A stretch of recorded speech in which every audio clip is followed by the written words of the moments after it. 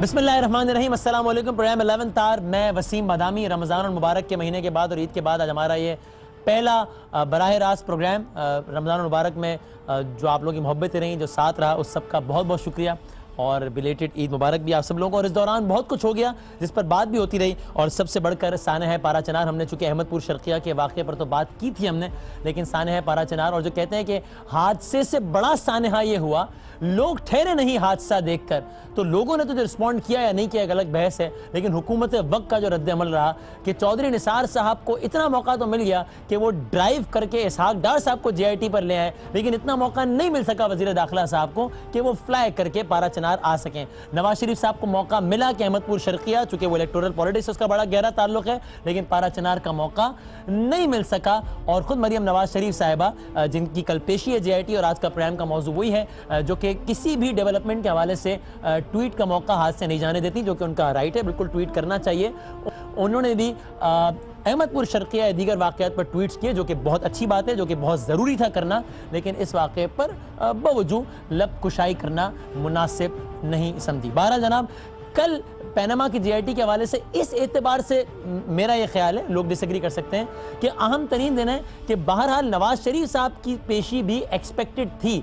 जो फैसला आया था उसमें लिखा था रिस्पॉन्डेंट नंबर 1, 9 और 10, उस वक्त सब समझ रहे थे कि नवाज शरीफ साहब, हसन नवाज और हुसैन नवाज तो पेश होंगे, मरियम नवाज साहबा को भी JIT के सामने पेश होना पड़ेगा। ये बहुत सारे लोगों ने एक्सपेक्ट नहीं किया था। कल मरियम नवाज शरीफ साहिबा पेश हो रही है JIT के सामने, और जिस चीज़ ने इसको मजीद इंटरेस्टिंग बना दिया है वो पाकिस्तान मुस्लिम लीग नून का रिएक्शन है। शहर इख्तिदार में इस वक्त बैनर्स आवेज़ा हैं मरियम नवाज शरीफ साहिबा के हवाले से, तारीफ़ी कलमात और इस्तकबाल और बाकायदा व्हाट्सएप मैसेजेस के जनाब ये कल आ रही हैं, और जिसमें ये तरगीब के लोग जमा हों, एक किसी मुजाहरे वगैरह की वजह से नहीं, लेकिन इज़हार यकजहती के लिए, और ऐसे किसी भी मैसेजेस से इज़हार लाताल्लुक़ी भी नहीं किया गया है हुकूमत की जानिब से। और ऐसे में शेख रशीद साहब ये कहते हैं कि जनाब इन्होंने पंजाब में जो है वो अपने कारकुनान को लाठियाँ और डंडे थमा दिए हैं। बहरहाल कल लीगली और पॉलिटिकली क्या होगा इस पर हम बात करेंगे। हमारे साथ बड़ा डिस्टिंग्विश्ड पैनल मौजूद हैं, सीनियर सहाफ़ी तज्ज़ियाकार, मैं बड़ा शुक्रगुजार हूँ, वक्त निकाला है, मोहम्मद माल हमारे साथ मौजूद हैं, पाकिस्तान पीपल्स पार्टी के सीनियर तरीन रहनुमा, अगेन आई एम ग्रेटफुल कि उन्होंने वक्त निकाला, जनाब कमर जमान कायरा साहब, और पाकिस्तान तहरीक इंसाफ के member national assembly from Islamabad, I am again very much thankful, जनाब असद उमर साहब भी हमारे साथ मौजूद हैं। तीनों मेहमानों का बहुत बहुत शुक्रिया। टू स्टार्ट विद मोहम्मद मालिक साहब, ये बताइए JIT का कतर में जाना या ना जाना, ये बड़ा इस वक्त अहम मामला बना हुआ है। आपकी कुछ मालूमात हैं कि JIT कतर जाने लगी है, नहीं जाने लगी? चूंकि आज सारा दिन मीडिया ऐसी तजब्जुब में रहा है कि दुबई पहुंच गए, नहीं जी कतर पहुंच गए, दुबई जा रहे हैं, नहीं जी कतर जाएंगे, जा सकते हैं, नहीं जा सकते। कोई है खैर खबर कि JIT का कतर जाने का मूड है या नहीं है? मेरी अभी वसीम, अभी इस प्रोग्राम से कुछ 10 मिनट पहले एक दो काफ़ी इन्फॉर्म लोगों से बात हुई, लेकिन अगेन वही क्या सराई है, लेकिन इन्फॉर्म क्या सराई है।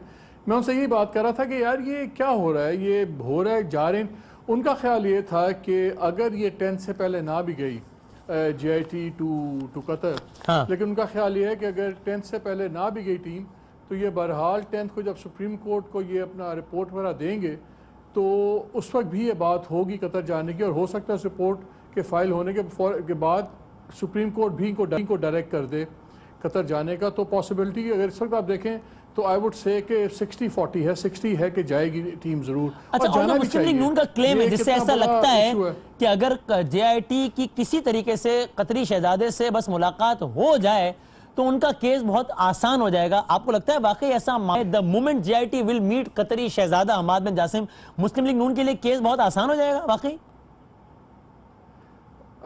जो सामने शवाहिद हैं, जो अभी तक उनके लेटर के कंटेंट्स हैं, उसके तो मुताबिक मेरा नहीं ख्याल कि ये कोई बहुत बड़ा फ़र्क पड़ेगा ग्राउंड रियलिटी के अंदर। लेकिन देखिए, बहरहाल ये प्राइमरी डिफेंस है, कतरी लेटर सारा केस डिफेंस का उसके ऊपर है। तो अगर ये ब्लफ भी है तो बिल्कुल इन्वेस्टिगेटिव इदारों को ये ब्लफ कॉल करना चाहिए।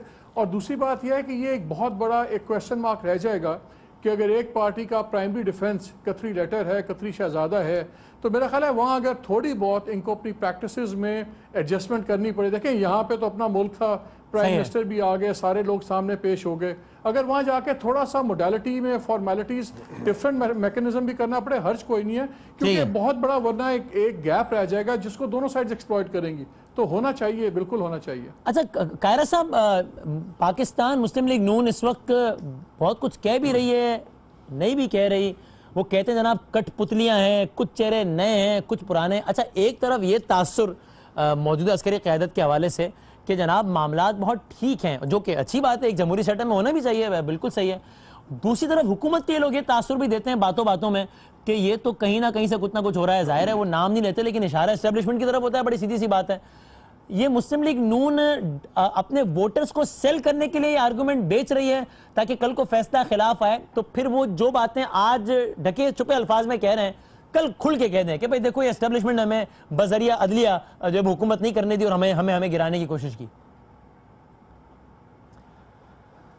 बदामी साहब बहुत शुक्रिया। छोटी छोटी 2-3 बातें पहले कहता चलूं। मरियम नवाज शरीफ साहब का सभा का पेश होना अचंभा साबित हुआ, लोगों के लिए हैरानकुन हुआ। ऐसा कुछ नहीं था, क्योंकि JIT में उन सारे सबूतों की तहकीकात का कहा गया और उसमें मरियम नवाज शरीफ साहिबा जो है वो बेनिफिशियल ओनर थी। उनका क्लेम जो भी था, उस क्लेम को अपनी जगह रखिए। 2 जज साहिबान ने घर भेजने का फैसला करने के बावजूद JIT का फैसला किया, तो JIT में उनका बुलाया जाना करीने कयास था। जिस दिन हुदैबिया पेपर का इन्वेस्टिगेशन शुरू हुई, डार साहब का बुलाया जाना एक नेसेसरी आर्गुमेंट था, कोई रास्ता नहीं था। और तीसरी गुजारिश है कि बैनर लग रहे हैं, झंडे लग रहे हैं, कल वहां कारकुन होंगे। हमारे दौर में भी ऐसा होता रहा। ये हमारा अनफॉर्चुनेट कल्चर है, बहुत बदकिस्मती है। और हम कौमी तौर पे खड़े कहाँ हैं अखलाकी तौर पे? करप्शन चार्जेस में पकड़े जाते हैं, करप्शन चार्जेस में इन्वेस्टिगेशन में जा रहे होते हैं, अदालतों में भुगत रहे हैं करप्शन के केसेस अदालतों में, और निकलते हुए विक्टिम के बना रहे हैं।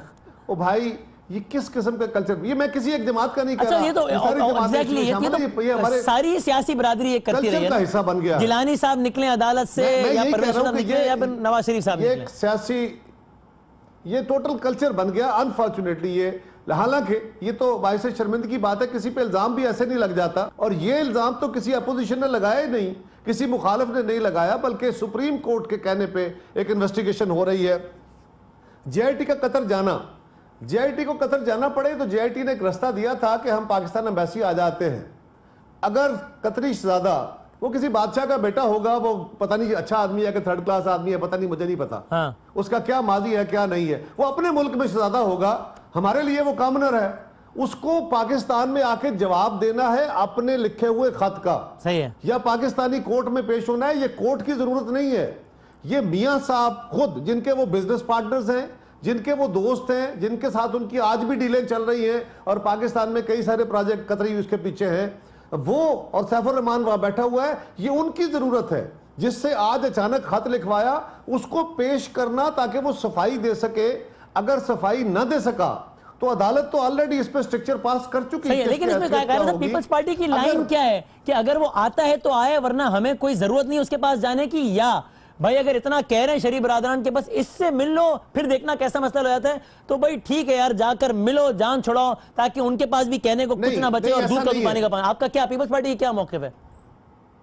हमारा मौक़िफ़ यह है कि अगर JIT ने जाना है, 3 ऑप्शन उन्होंने दिए थे, या कतरी शहजादा यहां आ जाए, या वो मल्टीमीडिया के जरिए जो है वो वहां पे अपनी गवाही दे ले, या वो पाकिस्तान की एम्बेसी में पेश हो।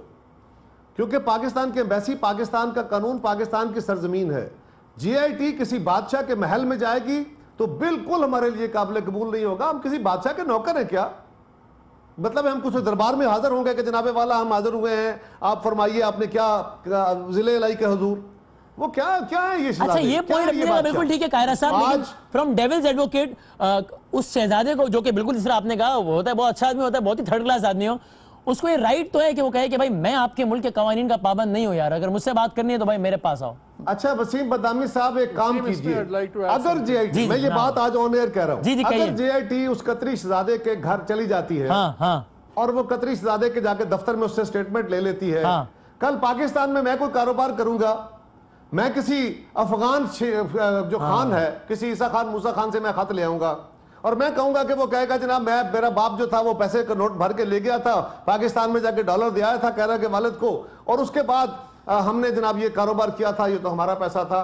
और उसके बाद मैं कहूंगा वो खत लिख दो, फिर मैं जीआईटी को गाँव जाओ, उस खान के घर जाओ, उसके हुजरे पे जाओ और जाके उससे गवाही ले लो, फिर ये भी करनी पड़ेगी। एक अजीब सी रीत पड़ जाएगी। बल्कि आज भट्टी साहब कह रहे थे अपने प्रोग्राम में पाकिस्तान का कि भाई बर्बाद हो गया ना, अगर आपने ये सज्जन जंदाल के साथ, मैं उन इल्जामात पे तो नहीं जाता कि आपकी दोस्ती गद्दारी, वो उन इल्जामात पे तो बिल्कुल नहीं आता, लेकिन कल को सज्जन जंदाल के साथ आपने कोई बिजनेस डील ब्रेक की और फिर कोई मामला फंस गया तो क्या आप अदालत से कहेंगे कि जाओ इंडिया जाओ और सज्जन जंदाल के पास जाओ? नहीं है वो। Malik sahab you wanted to add something on it. फिर तो बदामी साहब पाकिस्तान का कानून खत्म हो गया, अजीब सी रीत पड़ जाएगी, हो गया। ठीक है भाई, खत लाओ और अल्लाह अल्लाह खैर सर। सही है जी जी मालिक साहब, सही है।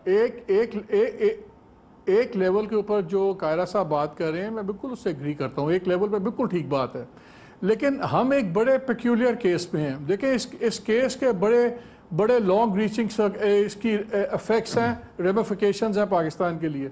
मैं सिर्फ ये कहता हूँ कि हमारा इस वक्त एक ऑब्जेक्टिव होना चाहिए कि हमें कंप्लीट इंसाफ मिल जाए, और कोई पार्टी भी, चाहे वो PMLN है चाहे दूसरी पार्टी है, कोई भी किसी रखने को एक्सप्लॉइट ना कर सकें। अगर किसी भी तरीके से अगर हमारा ख्याल ये है कि ब्लफ है as JIT, as government, as supreme court, तो ब्लफ कॉल कर लें। अगर सच है तो सामने आ जाएगा। लेकिन कायरा साहब जो कह रहे हैं कि भाई फिर एक रीत ये डलेगी कि जिसने कुछ किया, कोई अफगानिस्तान को भारत देगा, जाके पूछ लो उससे। भाई वसीम वो ठीक है, लेकिन ये केस एक ऐसा है, ये एक्सेप्शनल केस है। ये फैसिलिटी मुझे कैसे डिनाई होगी? कौन सी अदालत पाकिस्तान की, कौन सी हुकूमत, कौन सा दफ्तर, कौन सा जज मुझे डिनाई करेगा फिर ये राइट? कायरा साहब कहते हैं एक एक्सेप्शनल केस है जब पाकिस्तान का सिटिंग वजीर आजम एक ऐसी सिचुएशन में फंस गया है। एक्सेप्शनल केस कोई नहीं है ओ भाईजान, सिंपल बात है। मियां साहब अचानक कतरी खत निकल आया, अचानक कतरी इन्वेस्टमेंट निकल आई, जिस तरह अचानक वो खत निकला, वो अपने रसूख को, अपने कारोबारी ताल्लुकात को, सैफुर रहमान की दोस्ती को, उसकी आजकल पाकिस्तान के अंदर पावर सेक्टर में इन्वेस्टमेंट को, LNG के अंदर इन्वेस्टमेंट को, उसको एक्साइड करके आपने खत ले लिया है, तो बुला ले उनको। मालिक साहब सवाल जी करें।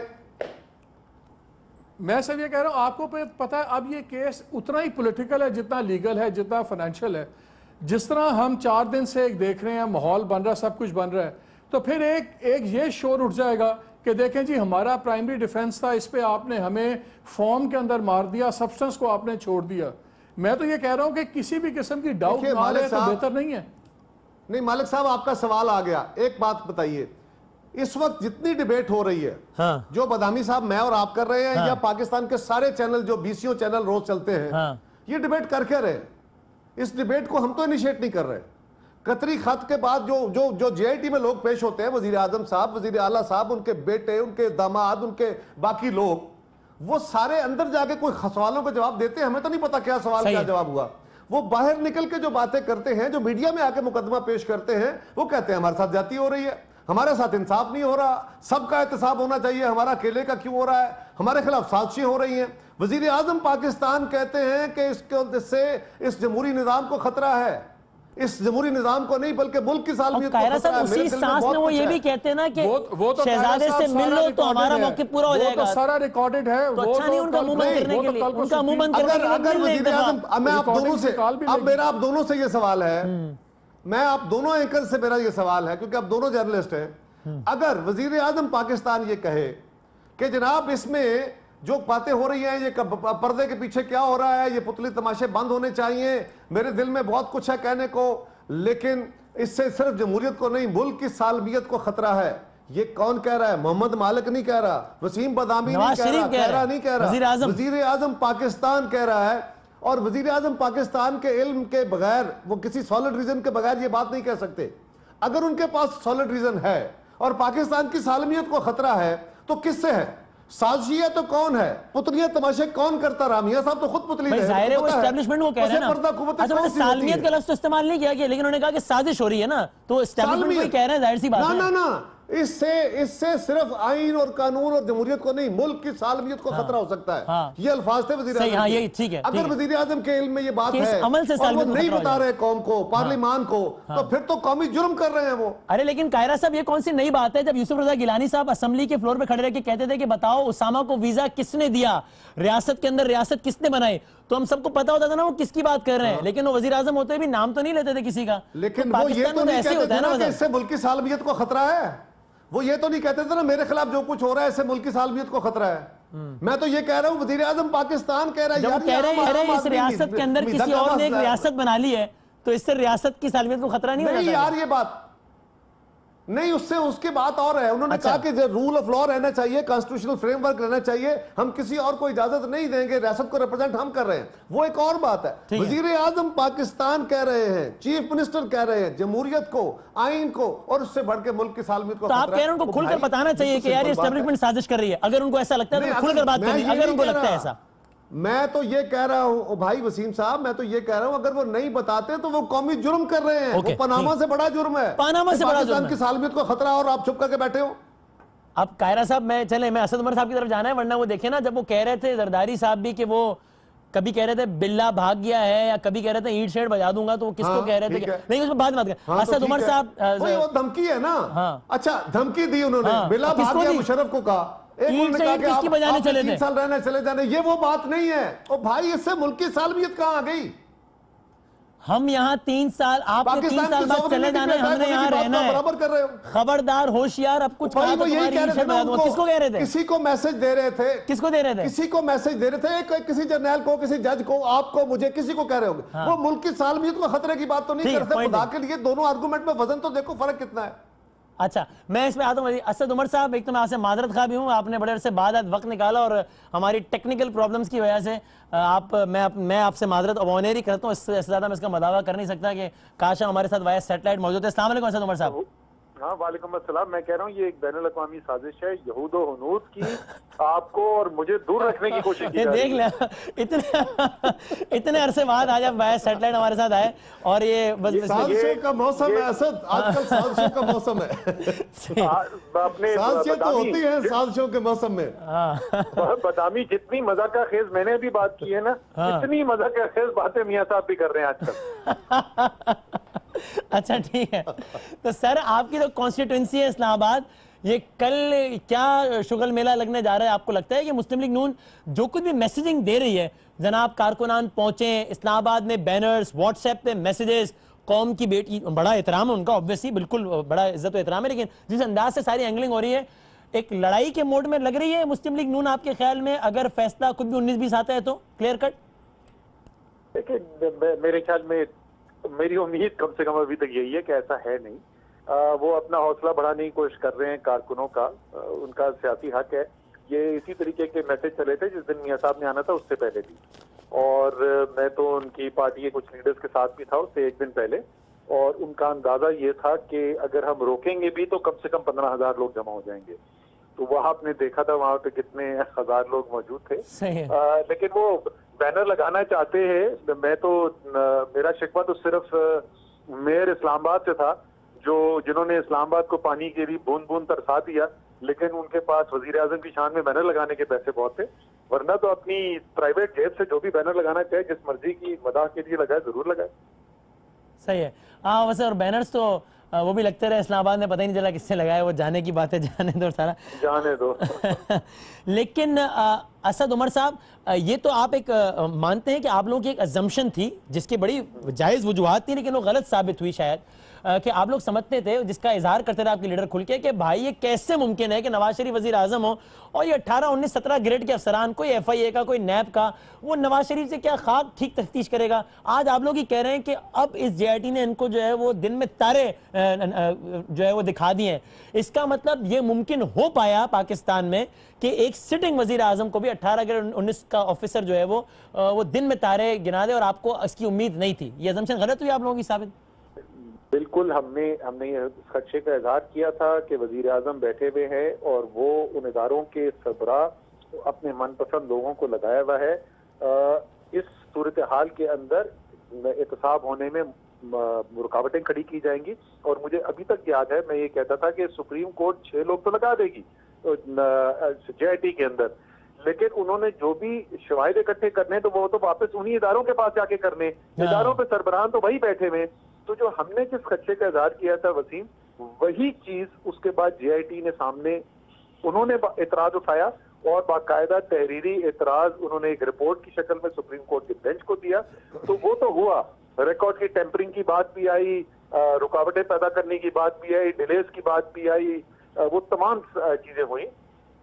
मैं देखने में ऐसा नजर आता है कि JIT जो है वो एक आजादाना तरीके से काम कर रही है, लेकिन जैसे कायरा साहब ने कहा बंद कमरे के अंदर क्या हो रहा है हमें नहीं पता। लेकिन on the face of it, optically speaking, आपको ये कहने में कोई आर नहीं है कि JIT अरकान ने आपकी तवक्कुआत से बहुत बढ़ के काम किया है, ये कह सकते हैं आप आज?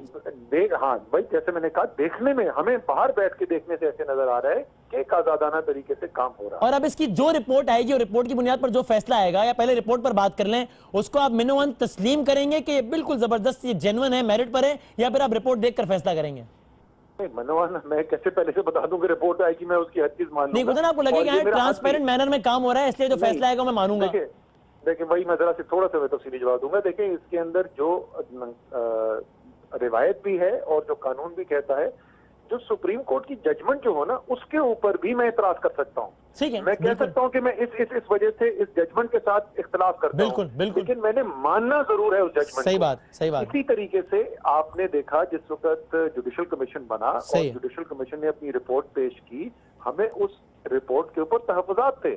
हमें ये इतराज था कि जनाब आपने 41 इसके अंदर एक संगीन कमजोरियां बता दी और साथ आपने कहा कि तकरीबन बाय एंड लार्ज, लेकिन कानून के तहत, आइन के तहत इख्तियार सिर्फ उनको हासिल था वो फैसला करने का, हमने उसको तस्लीम कर दिया। ठीक है, पॉइंट देंगे। इसी तरीके से तस्लीम हम जरूर कर लेंगे, बट इसका मतलब ये नहीं कि हम जरूरी है कि उससे इत्तेफाक ही करें। मैं एक छोटा सा ब्रेक ले लूं, कायरा साहब, मुझे मालूम है आपको जाना है, बस मैं एक क्लोजिंग रिमार्क्स आपके लेना चाहता हूं। एक बात कह लूं? जी कहिए। हमें ये तो नहीं पता कि अंदर क्या निकल रहा है, बात क्या हो रही है, क्या जवाब आ रहा है, क्या सवाल है, लेकिन हमें बाहर आके उनके चेहरों से उड़ी हुई हवाइयां और जो घबराहटें हैं और जो जलसे और जुलूसों में गुफ्तगुएं हो रही हैं, और इसहाक डार साहब जैसा कंपोज्ड बंदा अगर अपना पेशेंस लूज कर जाता है तो फिर ये पता चलता है कि मामला इनके कंट्रोल में नहीं है। तो फिर मैं जरा ब्रेक में जाने से पहले अगर प्रोड्यूसर साहब दिखा भी सकें, इसहाक डार साहब बड़े मामूली अंदाज में नजर आए और वो उन्होंने जो बातें भी की वो बड़ी बिलो द बेल्ट, और मतलब कुछ समझ नहीं आया कि वो क्या बातें कर रहे थे। इसहाक डार साहब का जरा बदला हुआ लहजा देखिए, उसी से ब्रेक पे जाते हैं, ब्रेक के बाद वापस आते हैं। तुम कौन हो? तुम्हें किसने ये मोनोपोली दी है कि तुम उठो और तुमको ओए वहां के चेयरमैन, तुम लीडर ट्रेन करते हो अपने आप को, तुम्हें शर्म आनी चाहिए। आप आज भी झूठे हैं, आप आज भी जाहिल हैं, अब आज भी जवारिये हैं, अब आज भी बुज़दिल हैं, आज आप भी टैक्स चोर हैं, और आज आप भी फितरे का सबसे बड़ी वजह है पाकिस्तान में।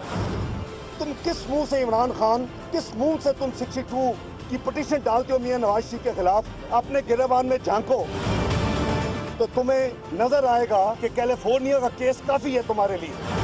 ये डरपोक आदमी है बेसिकली, जो आदमी अपनी शादी छुपाए। जब इनको पूछे आपकी जमाइमा से शादी किधर हुई थी, आप कहेंगे पेरिस में। उनका निकाह जमाइमा के साथ सेंट जॉन वुड में हुआ था। न्याजी सर्विसेज में उनकी बहनों के नाम नहीं है जिन्होंने डायरेक्टर तौर पे साइन किया। मरियम का और क्या कसूर है?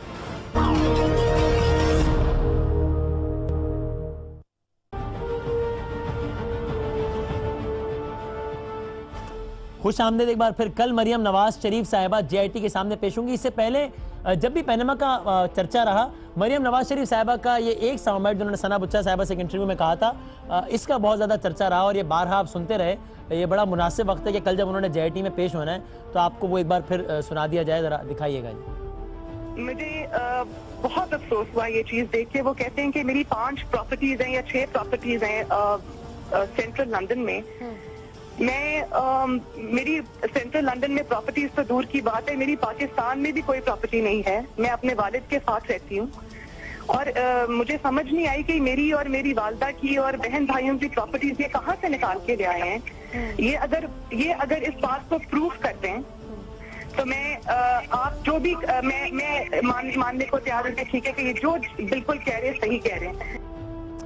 और फिर जावेद चौधरी साहब ने अपने एक प्रोग्राम में मरियम नवाज शरीफ साहिबा से इसी मशहूर ज़माना साउंड बाइट के हवाले से पूछा, तो उसको रिस्पॉन्ड करते हुए मरियम नवाज शरीफ साहिबा ने यह कहा था। बार बार आपने देखा होगा कि मीडिया में एक क्लिप चल रहा है आपका, जो एक पुराने प्रोग्राम में था, जिसमें आपने कहा था कि मेरी कोई प्रॉपर्टी नहीं है, लंदन में भी नहीं, पाकिस्तान में भी वो प्रॉपर्टी नहीं है। फिर एक और इशू डेवलप हो गया कि वो कैप्टन सफदर साहब का, कि उन्होंने असासों में आपकी जो प्रॉपर्टी उसको डिक्लेयर ही नहीं किया। तो ये बहुत सारे इश्यूज हैं। प्रॉपर्टीज होती तो वो डिक्लेयर करते जी। मेरी कोई प्रॉपर्टीज नहीं है और मैं अपने भाई की प्रॉपर्टी में ट्रस्टी हूँ, जिसकी ट्रस्ट डीड मेरे पास है। मैं इंतजार कर रही हूँ किसी ऐसे फोरम का, जब वो इस्टेब्लिश होता है, जब वो सेटअप होता है, सबसे पहले मैं वो अपनी जो मेरा एविडेंस है मैं वहाँ लेके जाऊंगी। इसलिए मैं खामोश हूँ, मैं सुन रही हूँ।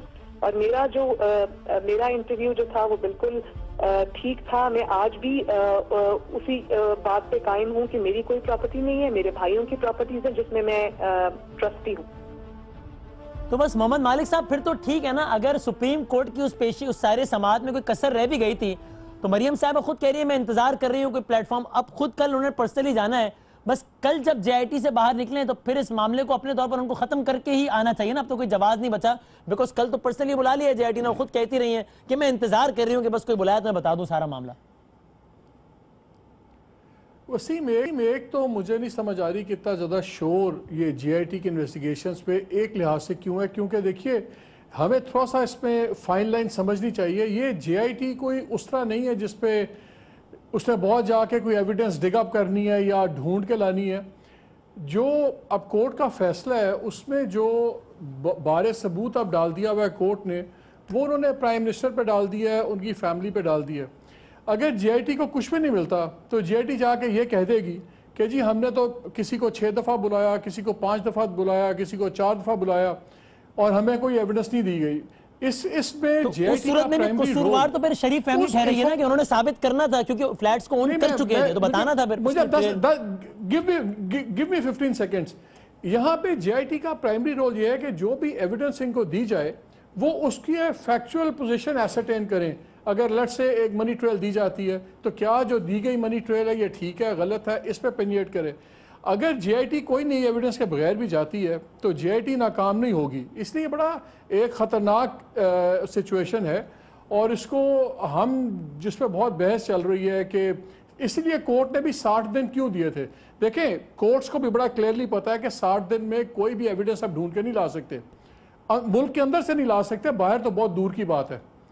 इसीलिए ये रोल्स बड़े क्लियर थे। उस सूरत में मालिक साहब JIT नाकाम नहीं होगी, बट शरीफ फैमिली की नाकामी इस सूरत में होगी ना, that they lost another chance, big chance to prove themselves innocent.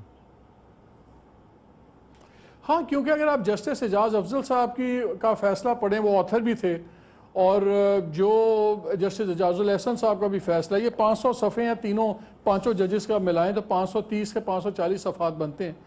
उसमें एक चीज़ सब में कॉमन है, वो ये है कि जी प्राइमा फसाए हमें ये चीज़ें तसल्ली हमें जवाब नहीं मिले, और उन जवाबों के लिए एक दोबारा ये एक JIT बनी कि इन जवाबों, इन सवालों के जवाब आप ले लें। इसलिए ये बड़ा ही डाइसी सिचुएशन है इस वक्त। कायरा साहब, इस डाइसी सिचुएशन से आपके ख्याल में अल्टीमेटली क्या निकलना है? मैं बड़ा क्लियर कट पूछता हूँ, नवाज शरीफ साहब की नाअहली या मुअत्तली निकल रही है इस डाइसी सिचुएशन से आपके ख्याल में? क्योंकि आपकी पार्टी का ख्याल था कि कुछ नहीं होने वाला JIT से, बल्कि आपने तो बड़ा कंडेम किया था इस फैसले को, जरदारी साहब ने भी किया था। देखिए, हमने जब कहा था, हमारा मौक़िफ़ ये था कि अगर पाकिस्तान के एग्जिस्टिंग कानून के तहत कोई कमीशन बनता है तो वो कमीशन जो है वो टूथलेस होगा। वो ये बात फिर बाद में अदालत ने भी कही, जब मियां साहब ने उनको कहा कि कमीशन बनाए, तो हमारी उस पर पोजीशन लीगल थी। सही है। और हमने एक लॉ भी ड्राफ्ट किया था जो सेनेट से पास भी कराया था, सारी अपोजिशन ने मिलकर। हमारा मौक़िफ़ था कि उस लॉ के तहत आगे बढ़ा जाए। बहरहाल अब मामला उससे आगे निकल गया। सो आज की बात कर लेते हैं। मुझे यूं लगता है बदामी साहब के, मैंने पहले भी अर्ज किया कि अंदर क्या बहस है हमें नहीं पता। ये बिल्कुल मालिक साहब ने दुरुस्त कहा, बड़ी डाइसी सिचुएशन है, क्योंकि सारा ओनस तो बिल्कुल मियां साहबान के ऊपर है। और उनके बेटों ने, उन्होंने खुद शहबाज शरीफ साहब ने बाहर निकल के अगर कोई बात अंदर के बारे में कही तो उन्होंने कहा हमने वो सारे डॉक्यूमेंट्स, वो सारे सबूत दे दिए जो इससे पहले हमने सुप्रीम कोर्ट में दिए थे या बाकी जगहों पे दिए थे, जिसको सुप्रीम कोर्ट मुस्तरद कर चुकी है। हाँ। सो अब आपको समझ आ जाएगी कि इनके चेहरे पर घबराहट क्यों है। इस वक्त जो सारी बहस है ना, जो मीडिया के बाहर है, पहले जेआईटी पे एतराज था, इसकी कॉन्स्टिट्यूशन कैसे हुई, अदलिया ने क्यों किया, फोन हो गए, व्हाट्सएप कॉलें हो गई, फिर ये कहा गया कि जी नहीं हमारे साथ तो ज़्यादती हो रही है, सिर्फ हमारा एहतसाब क्यों हो रहा है, फिर कहा गया कि जी साजिशें हो रही हैं हमारे खिलाफ, हमारा एहतसाब करने तो सबका एहतसाब करो, ये उनकी बातें थी। फिर एक लेटेस्ट टर्न आया है इसमें, ये एक नैरेटिव जो आया है वो ये है कि जनाब ये तो हम पे कोई करप्शन का इल्जाम नहीं है,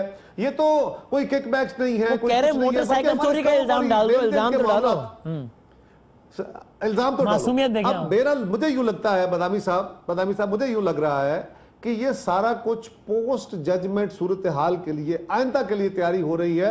अभी जो कुछ होना है वो तो इसहाक डार साहब के हवाइयां और उनकी गुफ्तगू, यानी उन जैसा सीजन बंदा भी अगर ये बात कर गया, इस तरह वो बस्ट हो गया, तो उसको समझ आ गई कि क्या होने वाला है। और वो क्या होने वाला है आपके ख्याल में? नवाज शरीफ साहब मुअत्तल होने जा रहे हैं आपके ख्याल में? नवाज शरीफ साहब मुअत्तल नहीं, नवाज शरीफ साहब फारिग होने जा रहे हैं, यानी नाअहल होने जा रहे हैं। फारिग होंगे तो उसके नाअहल होने जा रहे हैं। 2 जज उनको कह चुके हैं वो नाअहल है, उनको डी सीट करने का, उनको डी नोटिफाई करने का हुक्म दे चुके हैं। ठीक है। सो अब अगर वही सबूत जो उनके बेटे भी कह रहे हैं, वो खुद भी कह रहे हैं कि मैंने, मियां साहब ने भी यही कहा ना कि जो सबूत अब मैंने देने थे दे दिए, मैंने पहले अदालत में भी दिए हुए हैं। सो सवाल ये है कि ये पोस्ट जजमेंट जो सूरत हाल बनेगी उसकी अपनी पॉलिटिकल डैमेजेस को कंट्रोल करने की बात है कि नहीं जनाब हमारे ऊपर किकबैक्स के इल्जाम नहीं थे, कोई करप्शन का पैसा नहीं था, हमारे तो कारोबार के पैसे थे। कंक्लूड करते हुए हेंस प्रूव्ड कि पीटीआई का इस सारे मामले में सड़कों पे प्रेशर बना के अदालत में जाके इस मामले को यहां तक लाने का फैसला ठीक था। ये वक्त ने साबित करेगा कि ठीक था। हम जो बात कह रहे थे हमारी बात आज भी वही है और हम उस बात को आज भी एंडोर्स करते हैं। हमारा ये ख्याल था कि अगर इस पे कमीशन बना, ये जेआईटी अदालत ने अपने फैसले के तहत बनाई, पाकिस्तानी कानून के तहत नहीं। सही है। इसको सवालनामा भी उन्होंने दिया और हम सिर्फ एक केस डिस्कस कर रहे हैं, दूसरा केस खान साहब का भी है, उसके ऊपर भी जेआईटी बन गई है। वो जो जेआईटी है वो इलेक्शन कमीशन है, उसको भी सवालनामा सुप्रीम कोर्ट ने बना के दिया है। सो सुप्रीम कोर्ट अगर कमीशन बनाती और पाकिस्तान के एक्ट ऑफ कमीशन के तहत बनता तो वो टूथलेस कमीशन होता। इसलिए हमने कहा था कि इसके लिए जो जेआईटी बनानी है या कमीशन बनाना है उसको एम्पावर करने के लिए लेजिस्लेशन करें फाइनल। लेकिन अब वो लेजिस्लेशन होती तो वो पता नहीं है, वो 9 मन तेल होता, फिर राधा नाचती, यानी वो पता नहीं लंबा काम हो जाता। लेकिन ठीक है, आपका पॉइंट।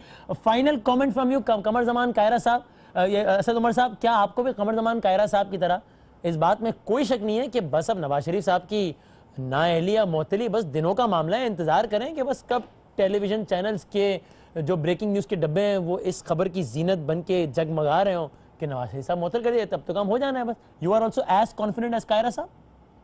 देखिए, हम तो कॉन्फिडेंट थे, इसीलिए तो हम सुप्रीम कोर्ट गए थे, क्योंकि हमारे ख्याल में फैक्ट्स जो हैं वो इतने वाजे थे कि कोई शक था नहीं उसमें। जजमेंट जो है वो एक ही जजमेंट आनी थी।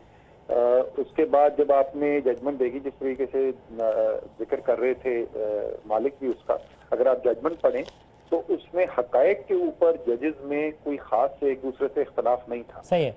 2 जजेस समझते थे कि कानून भी इस बात की इजाजत देता है कि सीधा फैसला किया जाए और डी नोटिफाई करके मियां साहब को घर भेज दिया जाए।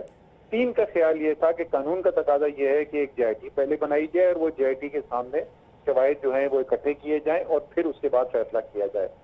तो जो शवाहिद वजीर आजम और उनके फैमिली ने पेश किए थे सुप्रीम कोर्ट में, वो जाहिर है उनकी उससे तशफ़ी नहीं हुई थी, इसीलिए उन्होंने जेआईटी बनाई।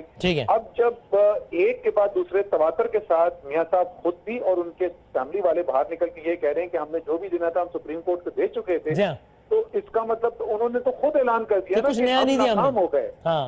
तो उसके बाद फैसला, मेरे ख्याल में, मैं कोई कानून का एक्सपर्ट नहीं हूँ, लेकिन सादा से मेरे जहन के हिसाब से तो एक ही फैसला आ सकता है और वो फैसला ये है कि मियां साहब नाअहल। ओके, ठीक है, चले, बहुत शुक्रिया, बड़ी नवाज़िश तीनों मेहमानों का, बहुत बहुत शुक्रिया। और हमारे दोनों जो पीपल्स पार्टी के रिप्रेजेंटेटिव हैं बड़े ही कॉन्फिडेंट है इस बात पे, और उनके ख्याल में बड़ी ऑब्वियस है बात कि नवाज शरीफ साहब ने नाअहल होना है, इसके अलावा कोई चारा नहीं। ब्रेक के बाद आखिरी कुछ लम्हात में साबिर शाकिर साहब से पूछेंगे इस वक्त इस्लामाबाद में क्या माहौल है, यानी कल के हवाले से सिक्योरिटी और पॉलिटिकली क्या अरेंजमेंट्स किए गए मरियम नवाज शरीफ साहबा की पेशी के एतबार से।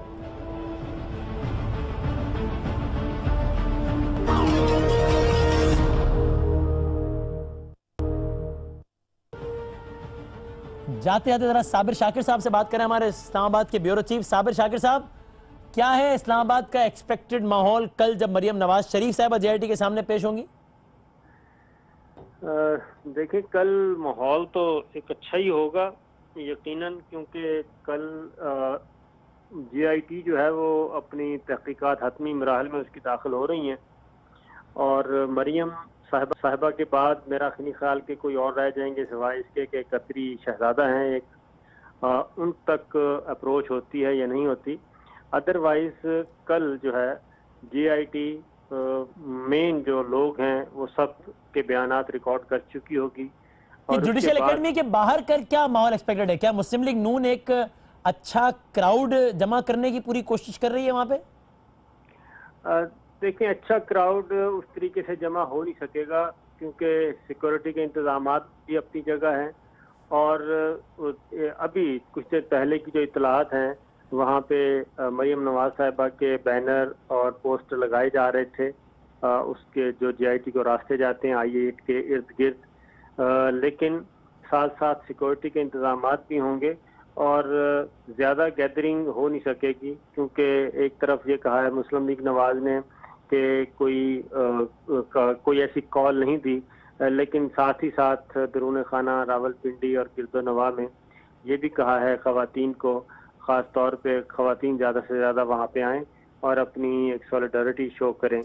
शेख साहब ने जो कहा है कि पंजाब में इन्होंने अपने कारकुनान को पता नहीं वो डंडे लाठियां वगैरह थमाई है ऐसा कुछ?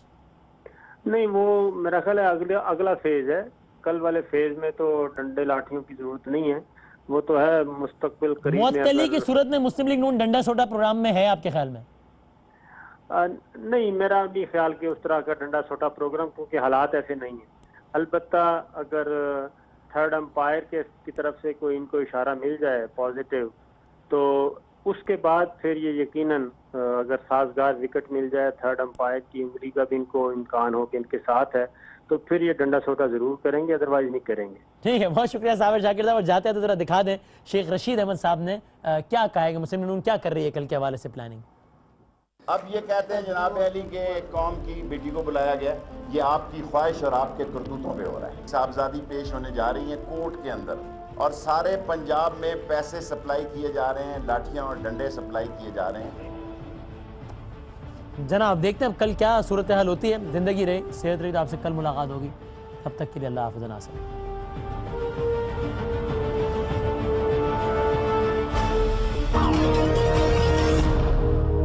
ARY News Application. The latest news at your fingertips. At ARY, we feel it's essential to give you, our viewers, access to news wherever you are, whenever you want. Easy to use and a simple interface, giving you the best usability factor. Watch live streaming in HD quality. World news, making sure you're in touch with the world. And much more. Download our free app now and start watching your favorite programs at your convenience.